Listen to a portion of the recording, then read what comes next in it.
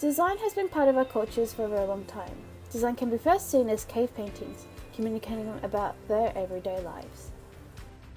We have also seen it being used in Egypt. Hieroglyphics were not just used for decorating, but for communication. They talked about the way of life and stories. During 1925, the government used posters to communicate to the public. They found that this was a very effective way to communicate. Today, design is used in every part of our lives. Design was firstly seen as simply making something look good. Design was just seen as a craft. Today, we don't use design just to make things look good, but to educate and solve problems.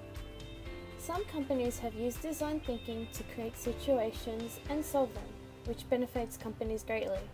Human-centered design is a process that requires an understanding of people. We define a problem, then create a solution.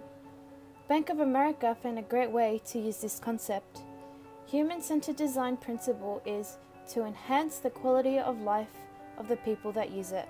A great example of this is Bank of America.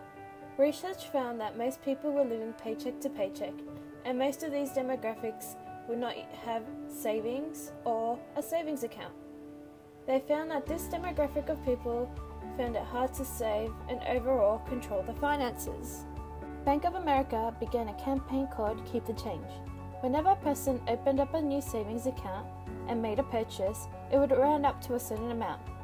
That amount would then be transferred to a savings account, and Bank of America would also contribute the same value. This program was so popular that they received a huge growth in existing and new clients. Since the start of this program, by 2005, more than 2.3 million customers enrolled, and they have saved over $2 billion.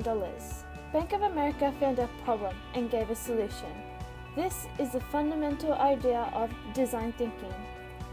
Design thinking has four main principles. They are discover, define, develop, and deliver. Discover is finding the problems, dissecting the brief, and figuring out all the possible issues. Define is where you start to pinpoint the one problem and focus on it. Develop is expanding on the previous step and giving a variety of solutions. Deliver is the final step.